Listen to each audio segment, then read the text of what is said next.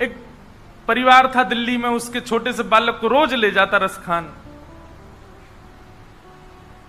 क्योंकि एक तो मुगलों का साम्राज्य, ऊपर से रसखान सेनापति था मुगल का, इसलिए डर के मारे घर के लोग बेचारे कुछ नहीं कहते, रोज अपने बालक को तैयार करके खड़ा कर देते कि रसखान लेने आएगा। रसखान तो बालक को लेके चला जाता, माता पिता रोते ही रहते कि हमारा बालक सुरक्षित वापस आ जाए। और शाम को आते आते रसखान वापस करता कुछ नहीं, बस वो बालक को ले जाके एकांत में उसको बैठा के देखता रहता था, कितना सुंदर खुदा ने तुमको बनाया, केवल रूप देखता था। तब एक वृंदावन से आचार्य गए और आचार्य ने रसखान को कहा कि इस बालक पर तुम इतने कुर्बान हुए जा रहे हो, इतने फिदा हुए जा रहे हो, इससे सुंदर बालक दिखा दूं तो? रसखान बोला, मैं आधी मूंछ रखूंगा, इससे सुंदर बालक नहीं हो सकता। तभी उन रसिक के पास ठाकुर जी का, लड्डू गोपाल जी का एक सुंदर चित्र था, किसी चित्रकार ने बहुत सुंदर बनाया था। तब फोटोज तो खिंचते नहीं थे, चित्रकारी होती थी, और वो चित्र निकाल करके जैसे ही रसखान को दिखाया, रसखान ने तुरंत चित्र पकड़ लिया। बोले, कौन है ये? बोले, मैंने कहा था ना, तुम जिस रूप पर मोहित होते हो उसका अति सुंदर रूप है ये। रसखान तो देखने लगा, आहा, नेत्रों की आकृति तो देखो कितनी सुंदर। अरे केश ऐसे ही हैं क्या वास्तव में इस बालक के? इतने घुंघराले, इतने रेशमी। अरे इसके हाथ भुजाएं तो देखो, इसके चरण कमल तो देखो, इसका वक्ष तो देखो, इसकी ग्रीवा तो देखो। अरे बहुत सुंदर है ये बालक, तो मेरी तो दृष्टि ही नहीं हट रही है। जो रसिकाचार्य थे उन्होंने चित्र वापस ले लिया, पर रसखान तो व्याकुल हो गया। एक चित्र देख करके उसकी छवि चित्त में बस जाती है, परंतु रसखान तो इतने व्याकुल हो गए, पीछे पड़ गए, चरणों में गिर गए, मुझे वो चित्र दे दो। चित्र दे दिया, हृदय से लगा करके बैठ गए, ये तो बहुत सुंदर है, ये बालक कहां मिलेगा? रसिकाचार्य बोले, ये बालक वृंदावन में रहता है, इसके पिताजी नंद बाबा हैं, मैया यशोदा जी हैं, और ये वृंदावन में रहता है। रसखान बोले, वृंदावन तो यहीं पास ही है? बोले, हाँ वहीं रहता है। अच्छा, वहां कहां मिलेगा ये बालक? बोले, बालक बड़ा चंचल है, एक जगह टिकता नहीं है, इधर उधर घूमता रहता है, इसको ढूंढने के लिए बड़े प्रयास करने पड़ेंगे। रसखान बोले, जो कहोगे सो करूंगा, पर यह बालक मिलना चाहिए। रसिकाचार्य जी ने बताया, बोले, नित्य यमुना स्नान करना पड़ेगा, संत जनों को प्रणाम करना पड़ेगा। क्यों? क्योंकि संत जनों को ही उसका पता होता है। वो संत जन प्रसन्न होकर के किसी दिन आज्ञा कर देंगे, वहां चले जाओ, तो वहीं मिलेगा वो। इसलिए नित्य संतों को प्रणाम करना पड़ेगा। और बालक बड़ा चतुर है। बोले, क्यों? ऐसे ही किसी का स्पर्श नहीं करता है। रसखान बोले, कब करता है स्पर्श? बोले, पहले देखता है कि गले में कंठी माला होगी, सिर पर उर्धपुंड होगा, मुख में गुरु मंत्र होगा, चित्त में उसका स्वरूप विद्यमान होगा, तभी स्पर्श करता है। रसखान बोले, मैं सब कर लूंगा, तिलक लगा लूंगा, गले में कंठी माला पहन लूंगा, सब कुछ करूंगा, पर मुझे इस बालक से मिलाओ।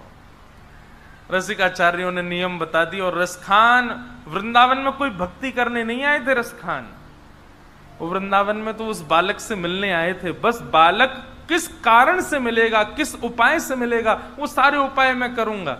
और उन्हीं उपायों में भक्ति करते करते करते करते करते करते भक्त राज बन गए श्री रसखान।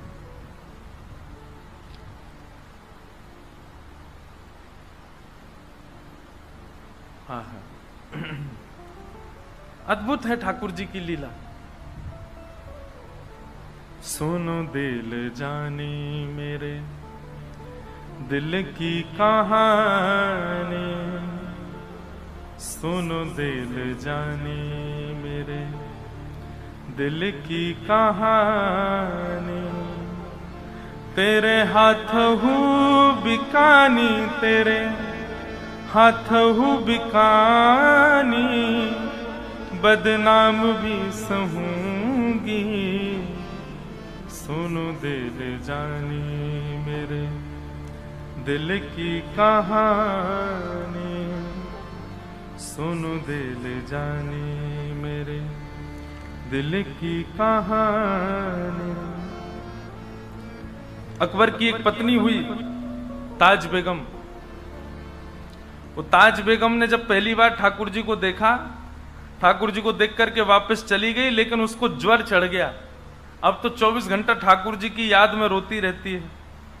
तब अकबर से आज्ञा लेकर, बड़ी लंबी बड़ी कथा है, उतनी बड़ी तो नहीं, पर अकबर से आज्ञा लेकर के ताज बेगम वृंदावन आ गई हमेशा के लिए। और वृंदावन में आकर के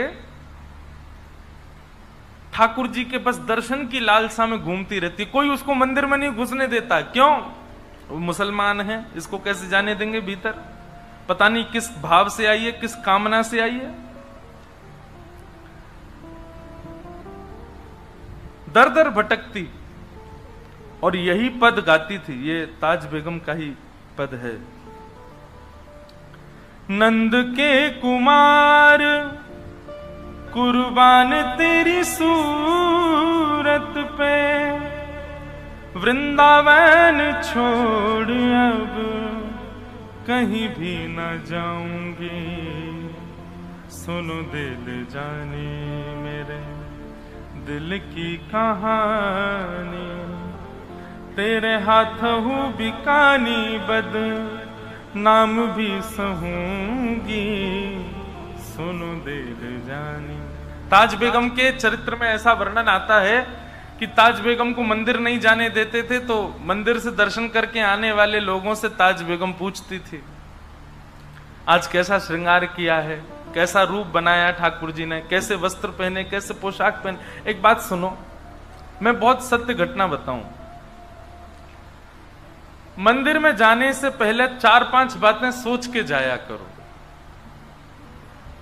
आज ठाकुर जी की पोशाक ऐसे रंग की होनी चाहिए, आज ठाकुर जी की गले की माला ऐसी होनी चाहिए, आज ठाकुर जी के मत्स्याकृत मयूराकृत या फिर मकराकृत कुंडल होने चाहिए।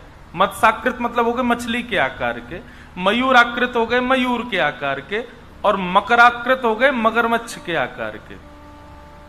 और कुछ नहीं तो केवल मोतियों के कुंडल होंगे। मन में पहले से सोच लो, अपने चित्त में एक छवि ठाकुर जी की बना करके फिर मंदिर में जाओ,